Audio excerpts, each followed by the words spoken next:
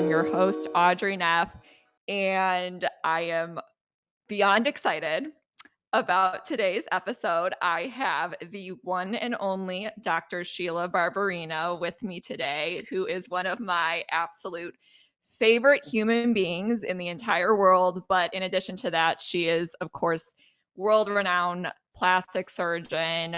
She is owner of 2-location practice, Barbarino Surgical Arts in Texas and California, and she is also now a partner of Alpha Aesthetics as well. But beyond that, she speaks literally everywhere. Sometimes I don't know how you function, Sheila. You travel 10 times more than I do.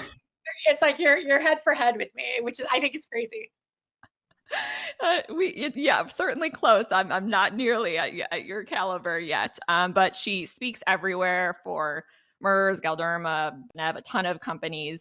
She's also my international roommate. So we try to stay together when we have speaking engagements in the same international country. But other than that, you really are. You're such a good speaker, and it always impresses me to like watch you speak. Thank you. I appreciate that. But and I'm gonna let you go into your intro, Sheila, here. But Dr. B is one of the funniest people I know. She's just an amazing human being, ultra successful. She's certainly an inspiration for so many women in this space, and I'm just really excited to have her here today. So, Dr. B, welcome to the True to Form podcast. It's been long overdue, but I'm so excited to have you here.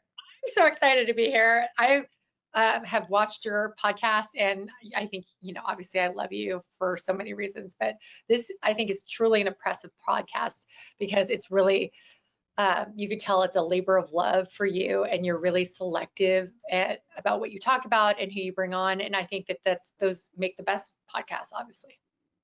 Thank you. I wholeheartedly appreciate that. And that's certainly why you're on today. So I know that there's a million things that we could probably talk for 5 hours. So there may be a part 2 coming of this podcast. But so obviously a lot of our listeners probably already know Dr. Sheila Barbarino. She's everywhere.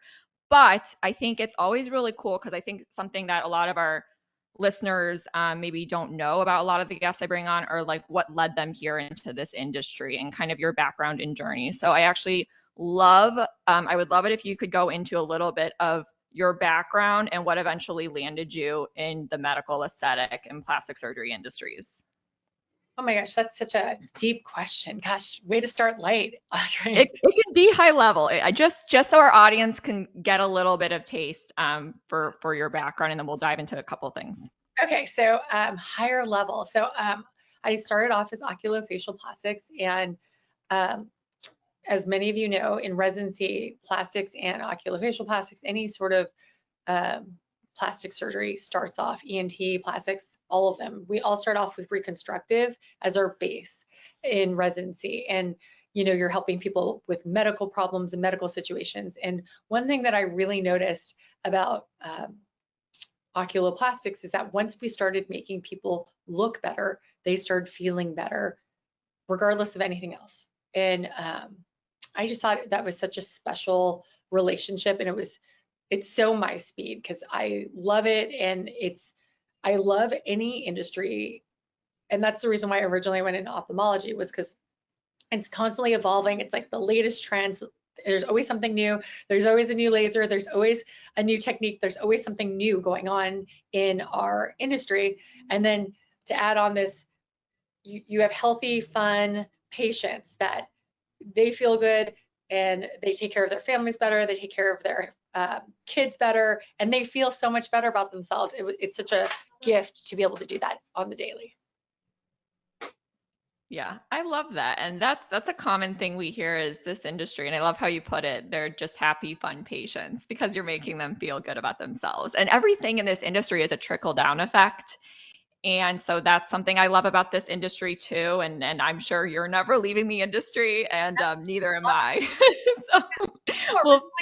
Originally, I wanted to do breast oncology, and because I love supporting women. I love women patients. They're so fun, and it's everything that I'm kind of about, right? And the only thing is that you have to remember I'm a little bit older, and at the time we didn't really have really good outcomes with breast cancer, and so it was very sad and hard for me to have patients, you know, and support their journey. But most of the time, you know, unfortunately with cancer, the fight was not good. And so that's why I was like, you know, this would personally take much of a toll on me. And so that's why I thought aesthetics was the perfect fit for me.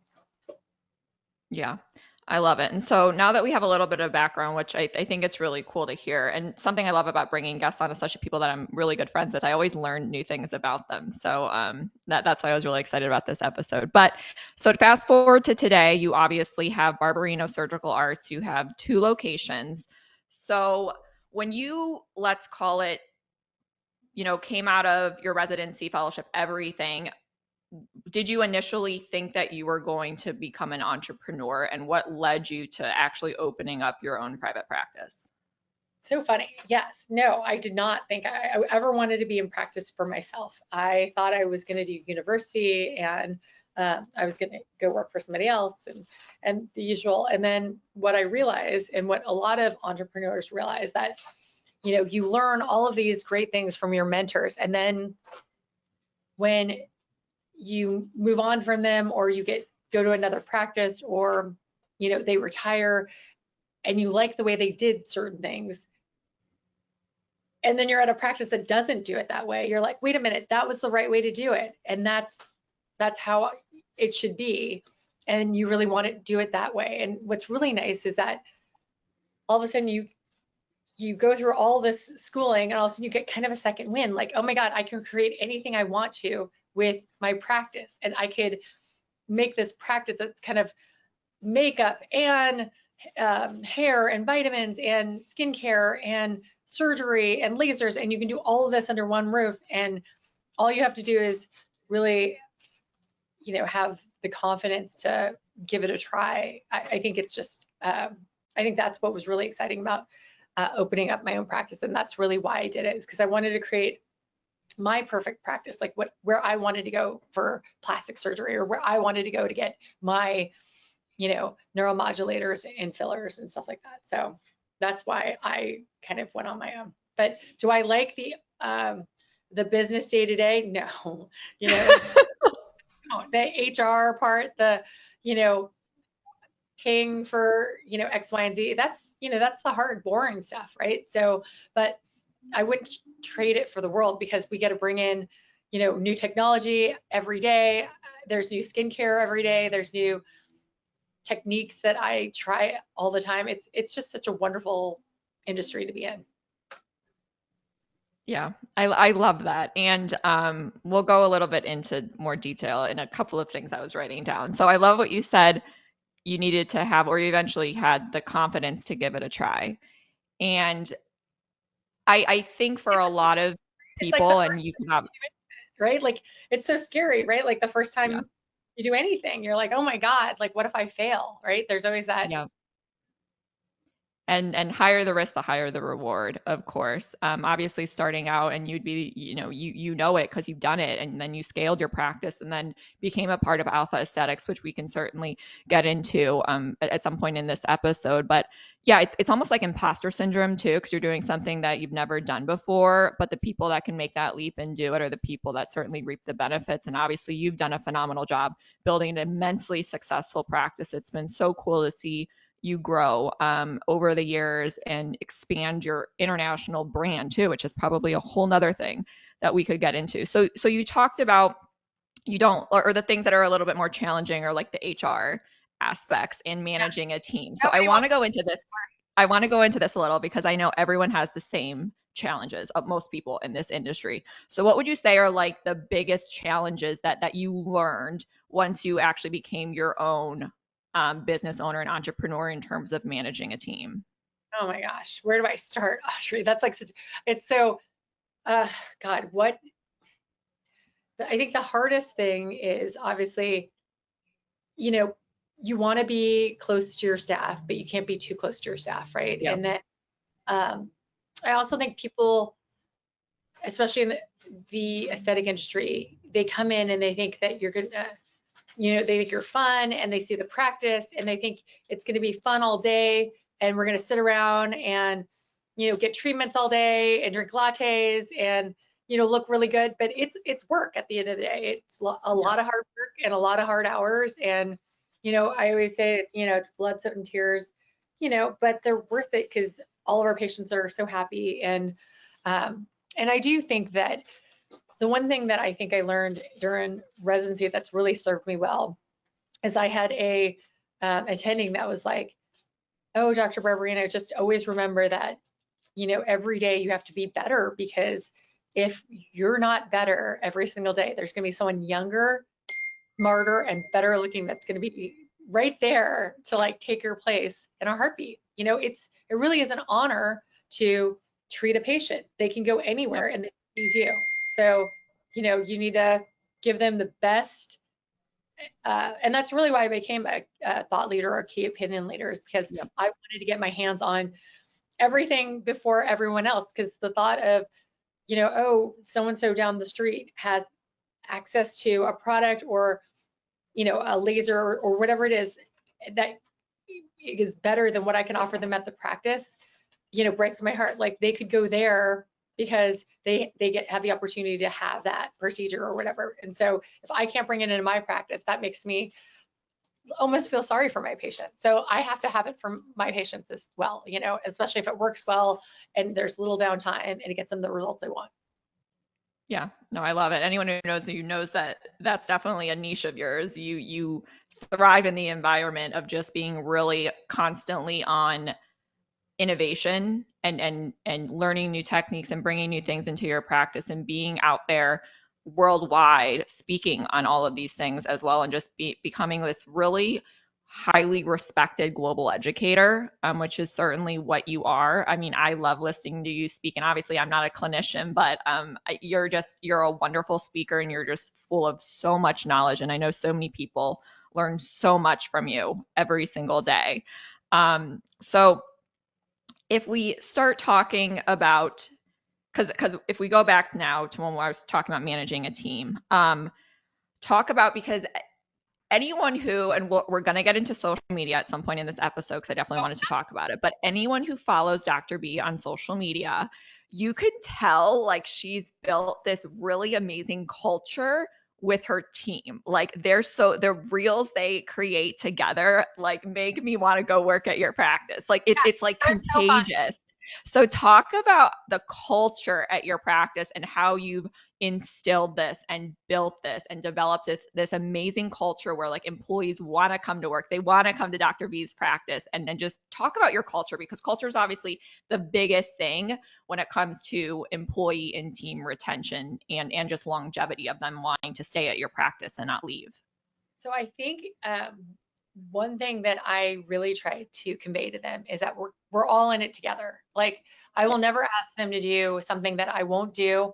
Um, I'm always going to be the hardest working one. I'm always going to be I'm in the trenches with them. If unfortunately the toilet overflows and we can't get a plumber in here, I'm going to be here with them mopping it up, and I think that that's really important, at least I think, for them to see that we're in the trenches together. Like, there are days that, I turn to my team and, everyone has that morning that you're like, oh my God, I just wanted to sleep in this morning, and you roll in and, the morale is low. And I think that we can all kind of, commiserate and be like, okay, we just need to get some coffee and like bring up the energy, and as long as you're doing it together, I think there's a camaraderie to it that really gives, the fuel to the other, members of the team, and we can all feed off each other.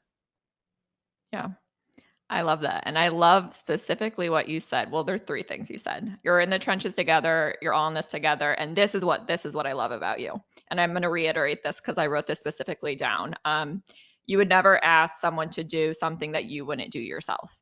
And just like you said, if the toilet breaks down, you will be there fixing it. And that is true. Yeah, no, I believe it. And I obviously know you on a personal level, but like that is who you are. And that's something I want everyone to take away from this episode, for those of you guys who are listening, because that is the epitome of a good leader. Oh, Is your team knows that you would never ask to do something that you wouldn't do, and that you're constantly in the trenches with them. And I think that is something that a lot of new owners or like growing leaders can struggle with. There's always people out there that micromanage and things like that and have this superiority complex, and that's not how you want to be if you want to build this amazing culture and team of people that most first of all respect you as a leader, Respect. and that Yeah, you can inspire them as exactly. well. So I love that you said that. What have been actually around hiring?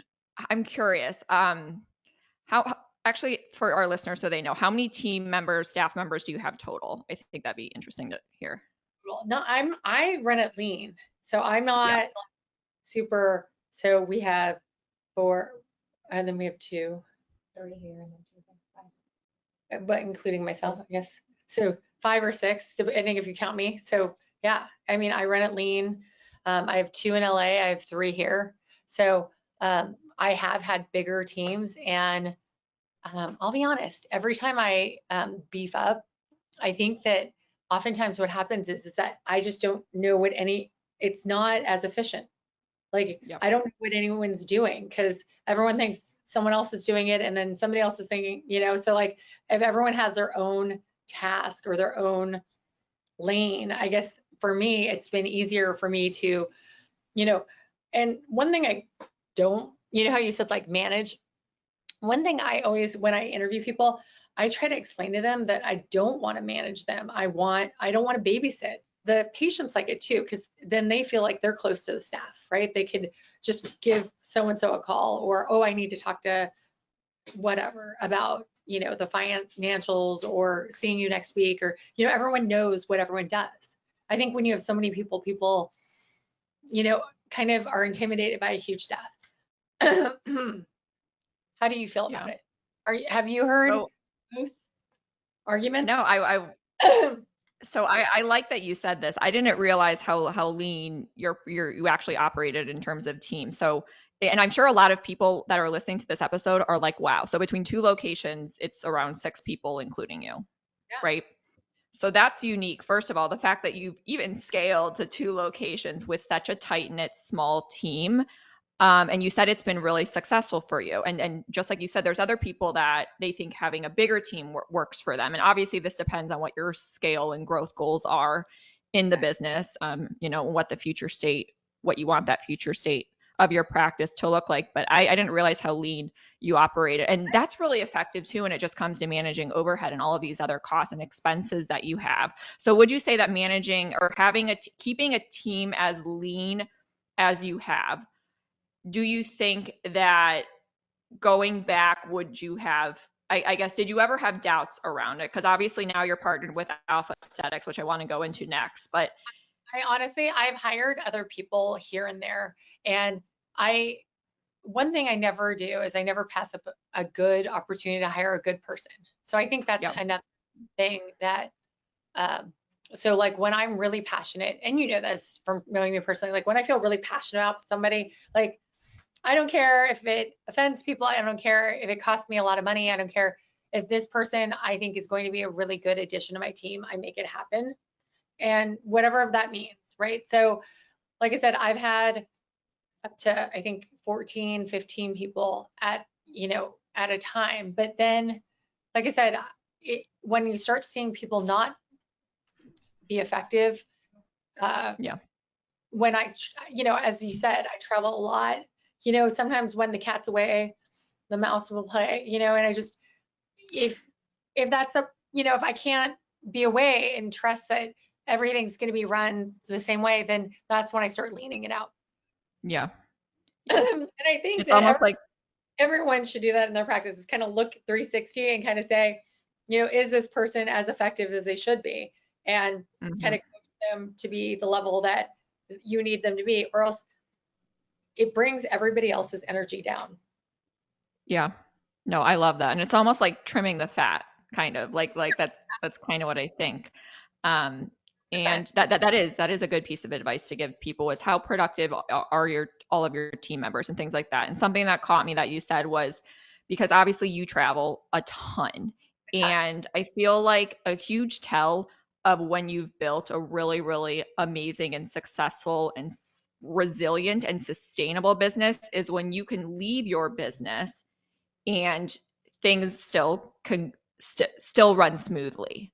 Right. And you're not constantly having having to micromanage your team across the world because obviously you travel globally all the freaking time. And so I think that that's a huge tell of when you get to that level, let's say, of running a business where you can leave your practice and you trust everything is still going to be okay. Do Yeah. you have anything to add to that? No, I think that's huge because like people in front of you can act a certain way, as we all know. And then when you're not watching them, they don't, like, oh, Dr. B is out of the office. This is the day that I take off, or this is the day I go shopping, or this is the day I go get my nails done. Like, no, that's when and I tell my team, that's when I need you the most, right? I need you to hold down the fort. So like, it's more important for you to be here when I'm not here than when I am. Yes, I need you here when I'm here to support me, but when I'm not here, like that's when I really need the extra support. Yeah. So on that topic now, because I want to talk about opening a second location.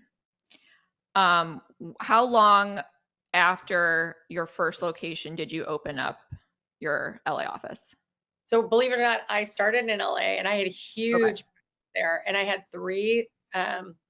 two surgeons and a derm that worked for me, and I had that huge situation that I was so happy to trim the fat after a while, but I'll tell you, I'll get in that. So basically, my husband came home and was like, if you guys are familiar with what happened in California, basically they changed the laws, and anybody that owned businesses over 150 people, employed over 150 people, kind of had to do a huge like change in their business and all this other. And my husband and like Lexus left, you know, um, like everybody left. It was a Yep. mass exodus of any company that was big. So my husband and his partner had to leave because they employ over 400 people. And so that's when my husband's like, don't worry, we're just going to move production of my company over to his company over to Austin. We don't have to move. It's going to be great. And then, it's like, what is it? The path to hell is paved with good intentions, right? So like the next thing you know, it was like, well, we'll open up a practice here and then you can go back and forth and it won't be a big deal. And then this became my primary practice. So like I said, I didn't choose to really open up another practice. It kind of chose me, but I can honestly say it's the best thing that I did. And number one, for my own personal growth, because I have two different populations that I Mm-hmm. serve, is awesome. I still have all my patients from LA, and it's just, I opened up um, just another whole interesting patient population here in Austin. It's really been great. I think the first year was the hardest because I was so busy and so slammed, and was the queen of my castle in LA because like I said, I had two surgeons and a derm and I had a whole situation. And then to come here and nobody knew who I was and I'm whistling Dixie and hoping that, people are gonna come rushing through my door. The first year was really hard to start over again, but it was very quick and it ramped up. And once, just like anything, if you do good work and you keep your head down, people are going to hear about you, refer to you, and then before you know it, you're busy. Yeah. What would you say, because on that topic too, what would you say are your like primary channels of like getting new patients? Like, is it typically referrals or do you do a lot of online advertising too? Obviously, social is probably a part of that. You know what? Actually, I prefer to not get patients off of social. Isn't that weird? Because I feel like you kind of get this weird. Go into that. Let's go into that. Like, well, because a lot of people probably think the opposite. So I love that you said that. And maybe we'll jump into social media as a topic next after we get through this first micro topic. So talk about not liking your patients from social. Let's hear it. I don't get me wrong. I don't think we get that many off of social. I think that when we do get people from social, they have to fly in, they have to make a whole Mhm. situation. And I think that oftentimes they come in and I don't like to have like a one hit wonder kind of patient. I like to grow with Yeah. the patient and like have a beauty plan and like what we're going to do to you today. And then 3 months and a year from now and 2 years from now, and then 5 years from now, we're doing a facelift, like, and I mean, I think that's one of the things I really love about what we do is that we get to grow old with our patients. And I don't like these like fly by the seat of our pants. I think Yeah. probably one of the things that I think I hated the most, which I think is kind of crazy because it was such an honor to do, like when I did like some Access Hollywood snips and like extra and like those kind of things, I got very weird, consults out of those, oh, I saw your statement in, Bazaar magazine or whatever, and I flew here to see you. I feel like it attracts a really interesting demographic, right? So I Hmm. think when you get a referral from another patient, those are the most valuable, obviously. And so I think that's obviously my number one. But I can say that knowing everyone always, it's so interesting. We have so many wonderful colleagues that when you see them as competition, it's so silly because believe it or not, those Hmm. are your biggest referrals, period.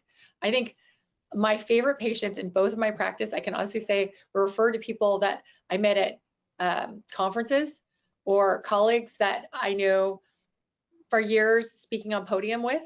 Um, Hmm.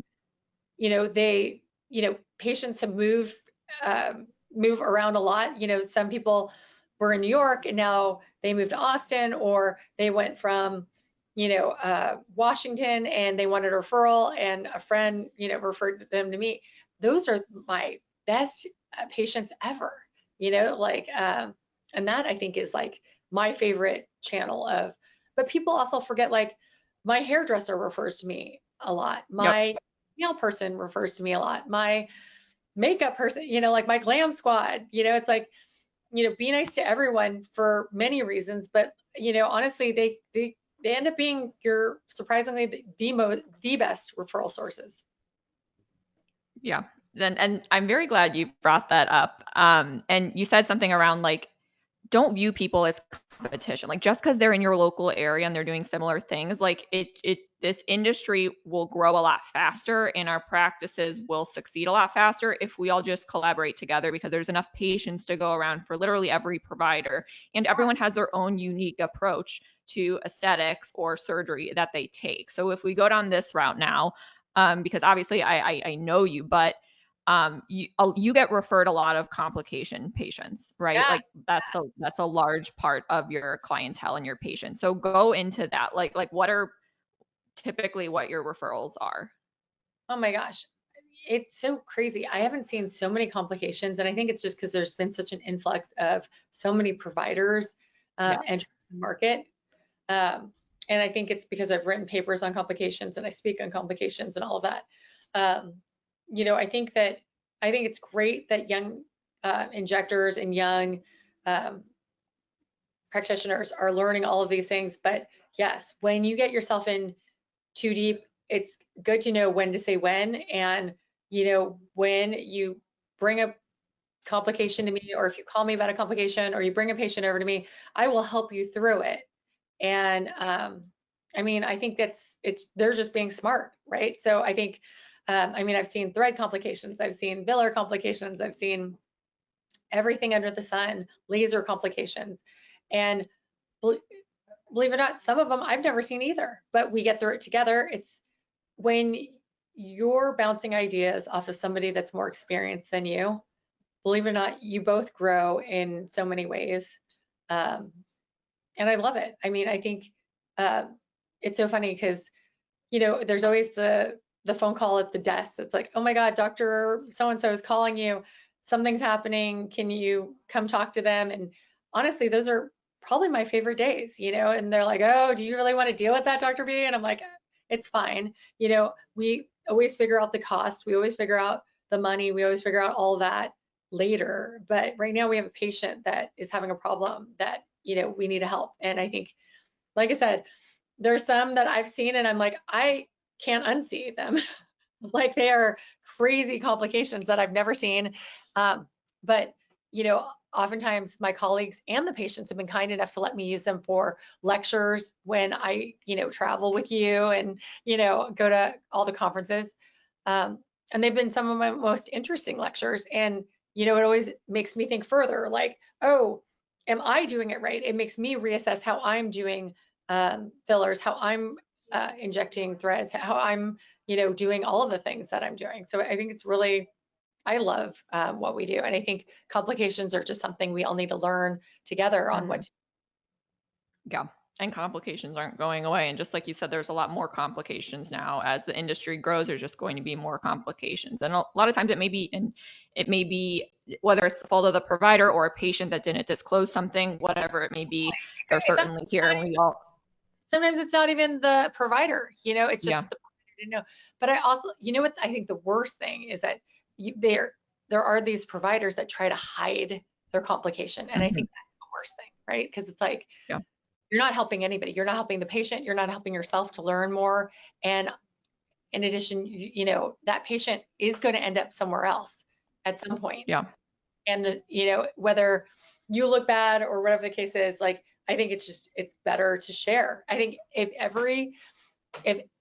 I don't care how perfect technique wise you are, you will have a complication if you're doing enough. Yep. And to share that story, I think it means the world to the industry. I love that. And I love how transparent you are about it. Cause just like you said, a lot of people try to hide it. Like we all know, especially if you're at the caliber of aesthetic medicine as a provider as you are, everyone is going to have a complication. And so being honest, upfront, transparent, and then constantly just trying to, I love what you said, how when you go to events and you're speaking on stages with people that are right there with you, you're constantly taking nuggets back with you, and it's causing creating you or causing you to rethink certain things in different avenues and ways like that. So I want to go into this now around like becoming a KOL, building your influence and building your brand, because this is something that can totally skyrocket people's careers in the aesthetic industry. Absolutely. So I want to go back because obviously I feel like you've been doing this forever.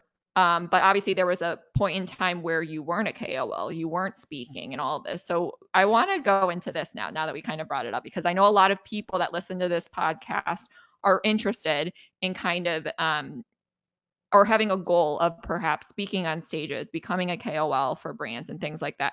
So go back to when you started, doing that. Was it something that you thought you always wanted to do? I think it'd be cool to just kind of hear the backstory around where you started from in terms of like an international speaking and KOL standpoint. So I didn't know at all what a KOL was. It was so funny. I was talking to one of the people that actually was one of the first people that approached me the other day. It was so funny. I was like, when they said, oh, we'd like you to KOL for us. And I'm like, what exactly does that mean? And they were like, oh my God, don't tell anyone you just said that. And that was years ago. It was so many years ago. Like I didn't know what the acronym, I didn't know what that meant. But what I did know is that I wanted to do research, and I wanted to, like I said to you earlier, that I wanted to be always on the front of all of the innovation, whether I liked it or hated, or if I was going to use it or not use it. I wanted to try it and be able to have my hands on it and see if it worked, it didn't work. And if it didn't work, when patients came to me, when they advertised for it, they're like, oh, Dr. B, have you heard of this? Yes, it's stupid. Don't do that at all. I tried it. It was terrible. Just to even have that knowledge and have that opportunity, that was really the reason why I went into being a key opinion leader. And then how do you start? How do you start? Well, it's so funny because I get so many people that reach out to me and they're like, Dr. B, I want to like speak on stage. Like, can you get me a speaking engagement? And honestly, like when I did it, and I tell them, yes, I can definitely try, but at the end of the day, I don't make those decisions. The companies do, and the meetings do. Like we were talking about earlier, they invite people based on what their needs are. Like, oh, so and so talks about thread procedures. That's what we need in this. When they're building their agenda. But at the end of the day, I think I started just the way everyone else does. I submitted uh, abstracts and, got accepted or didn't get accepted. And then I remember, people would say, oh, you know what, and it's so funny because, you always think that nobody reads anything, you send. And I remember running into people like at meetings or on buses or, wherever we went for, meeting colleagues, and they're like, oh, I know we didn't get accepted, but I read your abstract on this and I wanted your opinion. And I'm like, oh my God, I'm so happy somebody read it. And they're like, yeah, maybe next year. And like I said, then, once you do a really good job for somebody, then, hopefully the next time somebody else will, um, you know, see that you did a good job. And, like one thing that uh, even Sasha Rokin said to me the other day, like, because I asked him what he thought about something that I was doing, and he said, "You know why it's good, Sheila? It's because you care. You give a crap. Like you Yeah.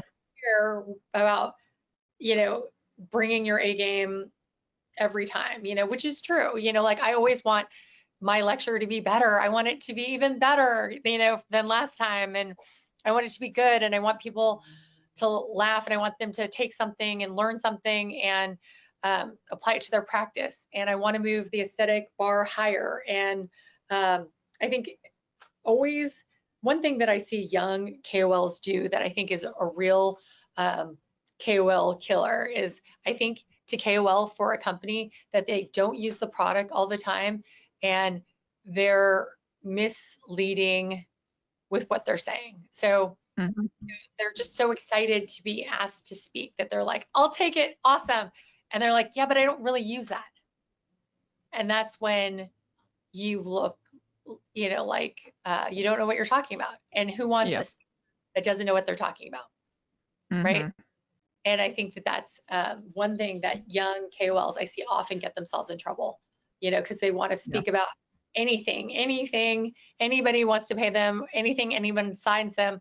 I mean, even now, people will ask me and give me an assignment for a lecture, and I'll say, you know what, it's probably not my strongest lecture. I don't really use that, in my practice. And sometimes they even try to push you further, and you Right. really put your foot down and say, you know what, I'm just not the person to lecture on this because I don't use it enough.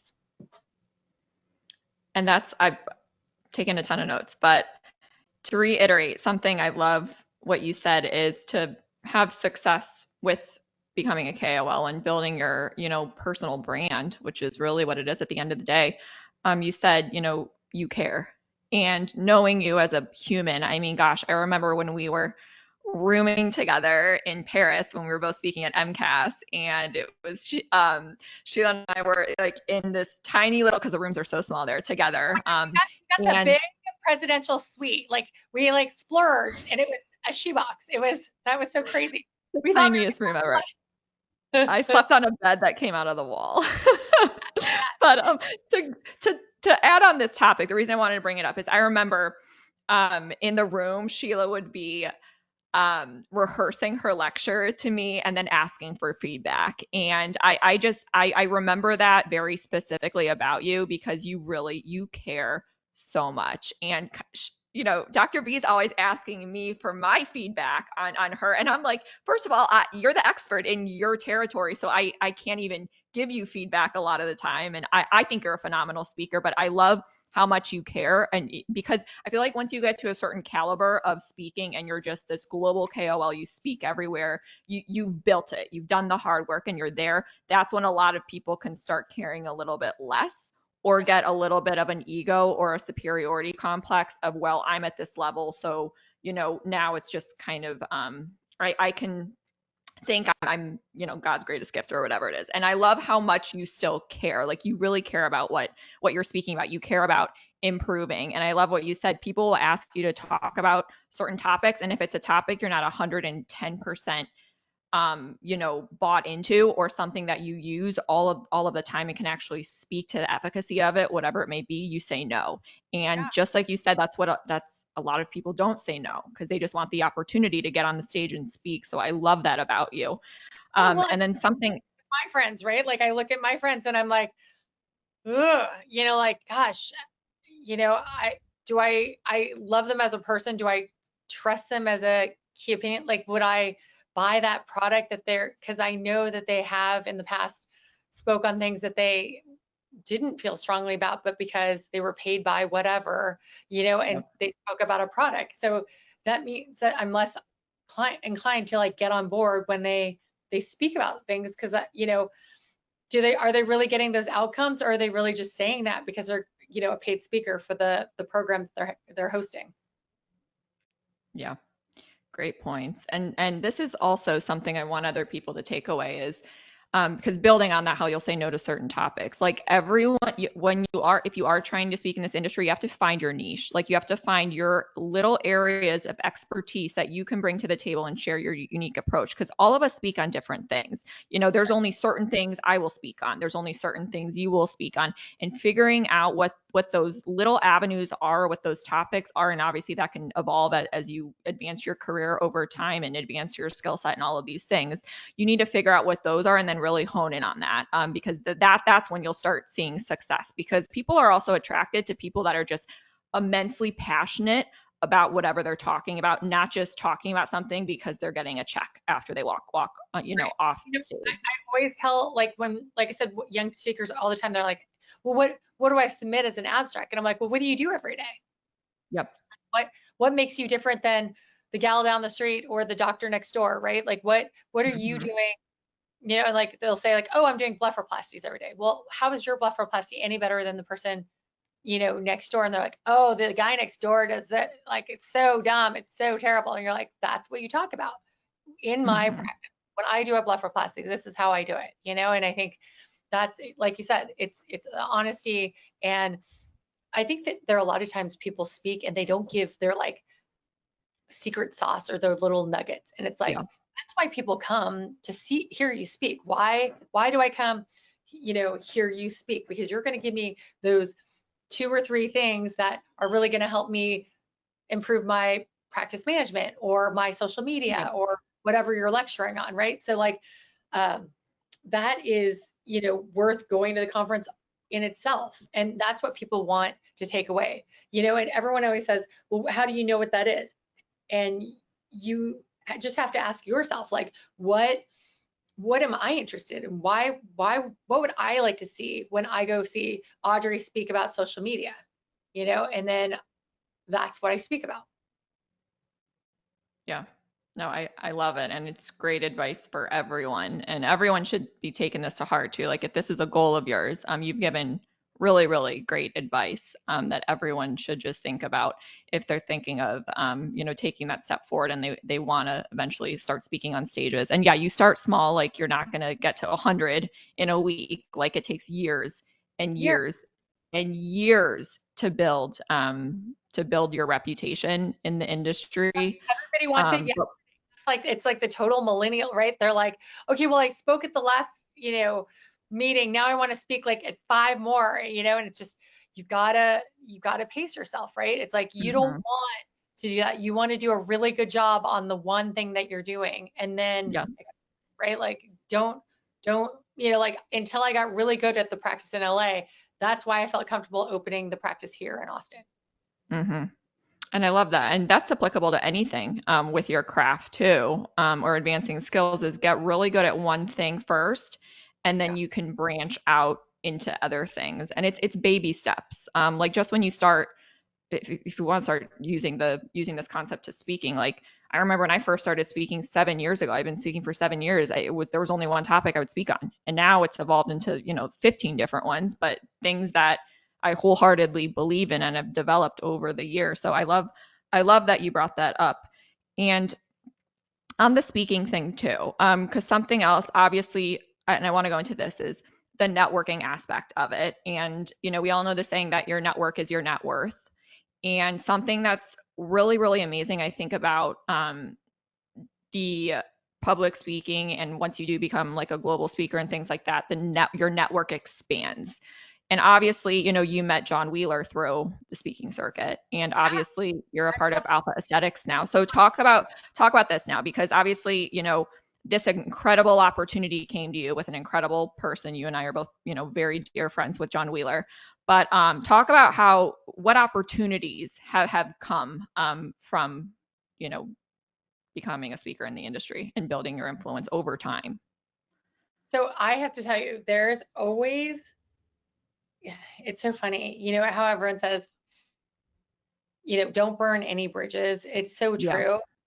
There's so many times, I mean, I can tell you even like as far as like 12 years ago, I remember being on a plane with some other doctor on the way home from a conference, and then I ended up being a medical director for one of his medical spas later on. I mean, there's always somebody that knows somebody, and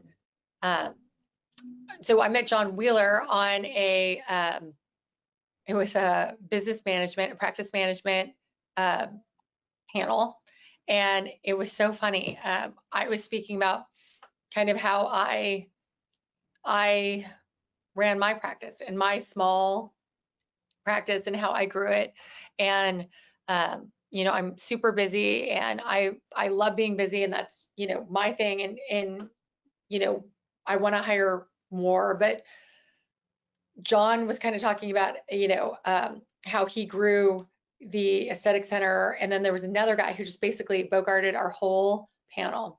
It was the craziest talk ever. Wait a And minute, was this at BCS? I don't remember where we were. It was the There funniest. was a panel that you and John were on. It was probably 3 or 4 years ago, and this guy Dr. Mark Tager was moderating. I don't know if this is the one, and some guy got up and started giving a PowerPoint presentation about patients with crazy eyes. Yes, it was so funny. It was like supposed to be a panel discussion, and all of a sudden it was like, and scene, like it was like the crazy, and it was like click, click, click, click, click, and it was like 40 slides. And you know what was so funny? It was like, I don't remember what his tips were, but basically I was kind of laughing because I was like, he's like, if a patient carries a really big purse, don't see her. And I'm like, Yeah. I carry the biggest purse because I have to carry everything for my entire day, my shoes, my heels, my computer, my, everything.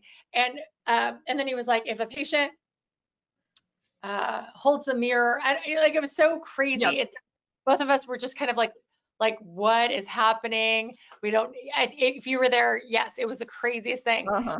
And then later on, I ran into him at one of the group events and became friends with John at that point. And it was interesting because I was talking to a few private equities at the time. I've been approached by, I think, 3 prior to one. And John kind of called me on one of the days that I had off, or maybe it was a weekend, and he said, I want to talk to you about what I'm doing right now.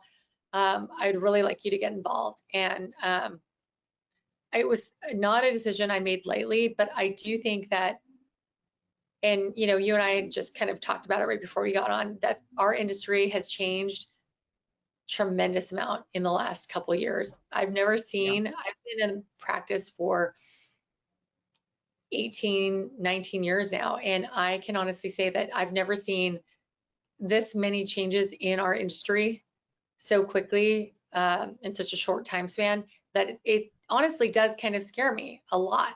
I do think the days of the single practitioner are numbered, and that's what I am, what I was. I think there's no way I can compete. I mean, why would you, as a big pharmaceutical company, why would you give me the same deal as somebody who can spend $1 million, $2 million a year on one product? I just, as a single practitioner, I can't possibly compete with them, with 42 providers or 30 providers at a practice, right? No matter how quick and talented and wonderful I might be, right? So, I think that private equity has changed the game a lot. I think that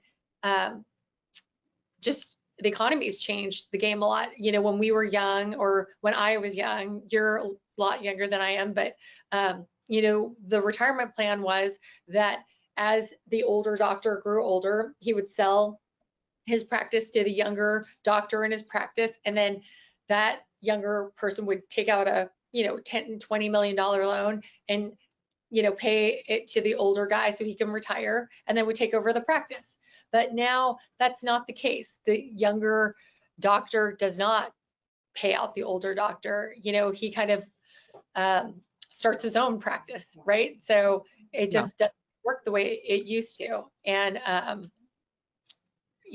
as a retirement plan, it's a really bad one if you're just going to try to work and save a couple $1 million every year for retirement. Yep. Yeah. And we're going to have to put a pin in this and so we're doing part 2. Now you have no choice. So this was part 1. I have a hard stop, unfortunately, today because I have a business dinner in Palm Beach I need to go to, but I'm glad because now we like kind of entered into a really good next topic. So we're going to put a pin in this. We're going to do a part 2 episode so you guys can all expect this conversation to fully continue because I want to go more into this. I want to go into social media as well because you do a killer job at it. Highly encourage everyone to follow Dr. B on social. She will make your day every day, her and her team. I'll be honest, I learned a lot. So it's so funny because I do really try really hard with my social media, but you've taught me a lot, like how you're constantly getting content, just normal content, and just what you're doing. Like, what are we doing right now? Like, we're driving in the car, in the Vegas car, our cab to our hotel. And Audrey's there getting content. And I'm like, God, I don't even think about it, but I need to, because honestly, that's what people want to see. They want to see that we're arriving there. Like, we're excited. Look, we're checking in. Like, come join us for a cocktail. Like, people love that. And I love it. And you don't even think about it until you hang out with talented people like yourself. And then you're like, gosh, and it encourages me, honestly, to do more with my social media as well. So it's like, you surround yourself, like you said, with really talented people, and then you up your game as well. Yeah. So I love it. Yeah. So this will all be continued. Sheila, Dr. B, I love you so much. You're an amazing person. And just thank you for taking time. I know you were filming today, social media, but we're going to get to this in a part 2. So thank you for doing part 1 with me and our listeners. You guys can all expect a part 2 to come out very shortly after this one is released. So love you so much. And thank you.